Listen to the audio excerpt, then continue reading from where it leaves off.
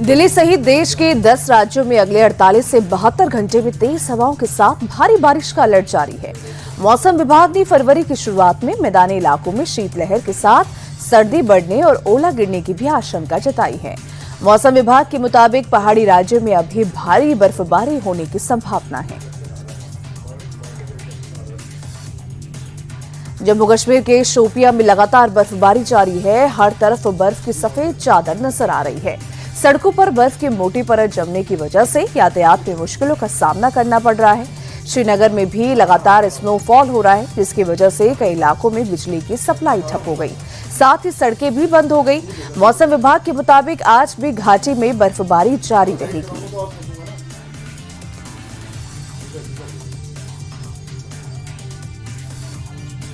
उत्तराखंड के चमोली में लगातार बर्फबारी की वजह से मकान, पेड़ और सड़कों में फर्क करना मुश्किल हो गया है।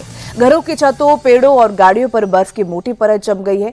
वहीं सड़कें कई फीट बर्फ जम जाने की वजह से अस्थायी तौर पर यातायात के लिए बंद कर दी गई है। प्रशासन ने लोगों से घरों में ही रहने की अपील की है।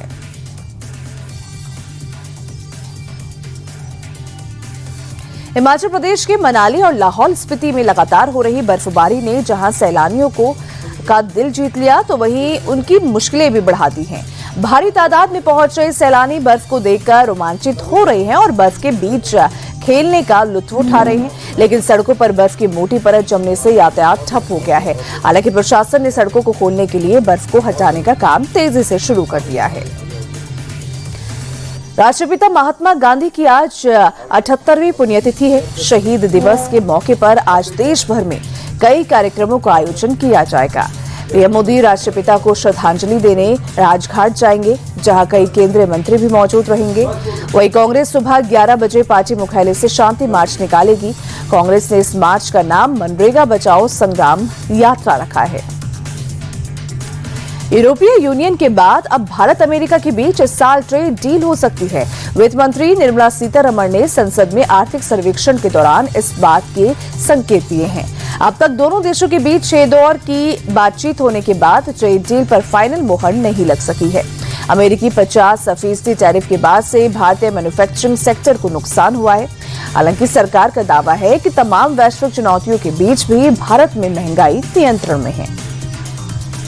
बिहार की महिलाओं के लिए नई खुशखबरी। मुख्यमंत्री महिला रोजगार योजना के तहत अब 2 लाख रुपए की अतिरिक्त मदद मिलेगी।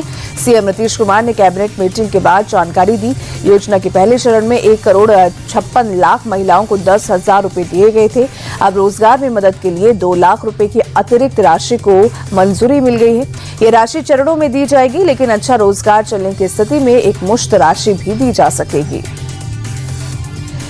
यूजीसी के नए नियमों पर सुप्रीम कोर्ट के स्टे के कुछ ही घंटे बाद बीती रात दिल्ली में जेएनयू कैंपस में नए नियमों के समर्थन लेफ्ट विंग के छात्रों ने प्रदर्शन और जातिवादी नारेबाजी की। छात्रों ने ब्राह्मणवाद के खिलाफ स्लोगन लिखा, पुतला भी जलाया। सुप्रीम कोर्ट ने यूजीसी के नए नियमों को खतरनाक बताते हुए एक्ट को ड्राफ्ट करने वालों की समझ पर सवाल खड़ा कर दिया है। कोर्ट ने सरकार को इस पर कमेटी बनाने का सुझाव दिया। 19 मार्च को मामले की अगली सुनवाई होगी। वाराणसी के बीएचयू कैंपस में छात्रों के 2 गुटों के बीच पथराव के बाद तनाव का माहौल है। कैंपस के अंदर भारी तादाद में पुलिस फोर्स को तैनात कर दिया गया है और चप्पे चप्पे पर निगरानी रखी जा रही है। बताया जा रहा है कि बिरला हॉस्टल के कुछ छात्रों ने रुइया हॉस्टल के एक छात्र की पिटाई कर दी थी, जिसके बाद रुइया हॉस्टल के कुछ छात्र लामबंद हो गए और बिरला हॉस्टल के छात्रों से भिड़ गए। दोनों तरफ से जमकर लाठी डंडे चले और पथराव भी हुआ, जिसमें कई छात्र घायल हो गए। मामले की जानकारी मिलने के बाद पुलिस ने हालात को संभाला है। अयोध्या में डिप्टी सीएम केशव प्रसाद मौर्य की मौजूदगी में बीजेपी के जिलाध्यक्ष संजीव सिंह और नेता सच्चिदानंद पांडे के बीच हुई भिड़ंत। दोनों नेताओं का एक दूसरे को धक्का देता वीडियो भी तेजी से वायरल हो रहा है। एक शांति भोज के दौरान संजीव सिंह और सच्चिदानंद पांडे के बीच किसी बात पर विवाद हो गया। बात बढ़ने पर दोनों नेता एक दूसरे से बच्चों की तरह लड़ने लगे। डिप्टी सीएम केशव प्रसाद मौर्य के बॉडीगार्ड्स ने दोनों नेताओं को अलग करवाया। साध्वी प्रेम बाइसा की डेथ मिस्ट्री उलझ गई है। पहले जोधपुर में संदिग्ध परिस्थितियों में साध्वी की मौत हुई और फिर उनकी मौत के 4 घंटे बाद सोशल मीडिया पर हुए पोस्ट ने इस मौत की गुत्थी को उलझा दिया। पोस्ट सामने आने के बाद कई सवाल खड़े हो गए। सवाल तो ये भी है कि साध्वी की मौत के बाद उनके इंस्टाग्राम अकाउंट पर पोस्ट किसने किया।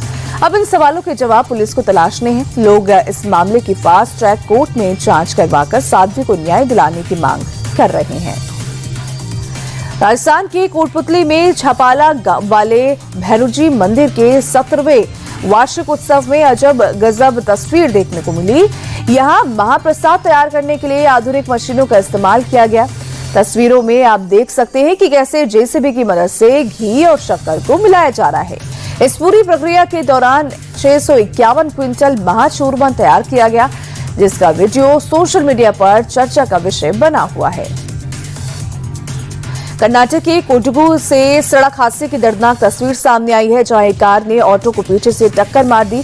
सड़क पर गिरे ऑटो ड्राइवर को ट्रक ने कुचल दिया, जिससे ऑटो ड्राइवर की मौके पर ही मौत हो गई, जबकि ऑटो में सवार यात्री गंभीर रूप से घायल हो गए।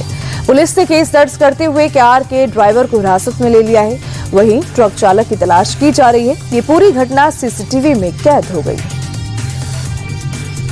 मध्य प्रदेश के रीवा में दुकानदार के साथ मारपीट का मामला सामने आया है, जिसकी तस्वीरें सीसीटीवी में कैद हो गई।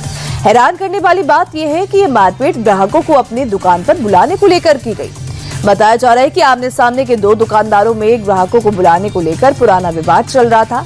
मामला इतना ज्यादा बढ़ गया कि 4 युवकों ने दूसरी दुकान में घुसकर दुकानदार के साथ जमकर मारपीट कर दी। फिलहाल दोनों पक्षों पर एफआईआर दर्ज कर ली गई है।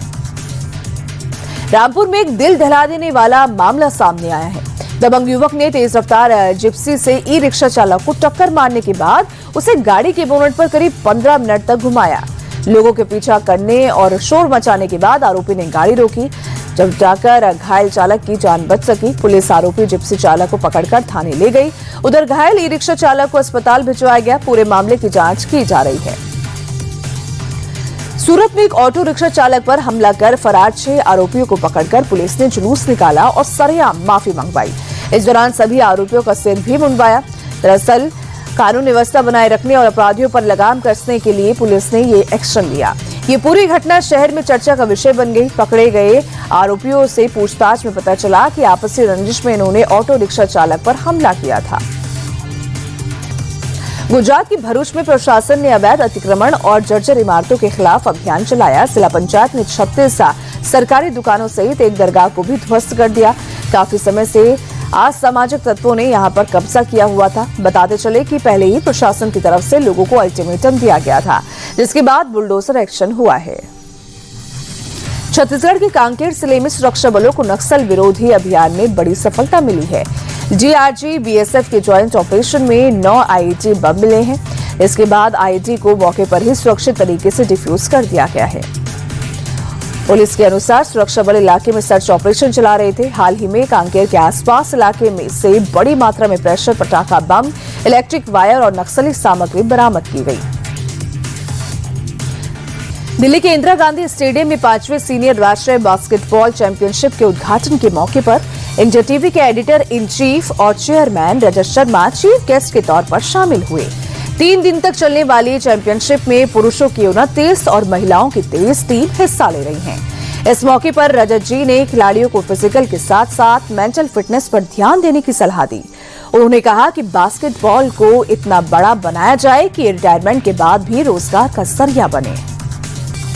मध्य प्रदेश के छतरपुर में राजगढ़ पैलेस में चल रहे काम के दौरान सोने के सिक्के मिलने की खबर ने जैसे पूरे इलाके में सनसनी फैला दी।